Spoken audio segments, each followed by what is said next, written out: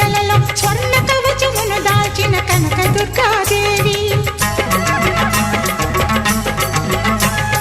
భవబంధాలను బాపే బాలా త్రిపుర సుందరి, నిత్యానందము కూర్చే అన్నపూర్ణాదేవి.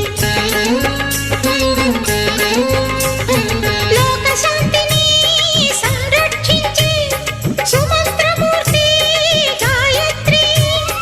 అక్షయ సంపదలెన్నో అవని జనులకందించి దివ్య రూపిణి మహాలక్ష్మి.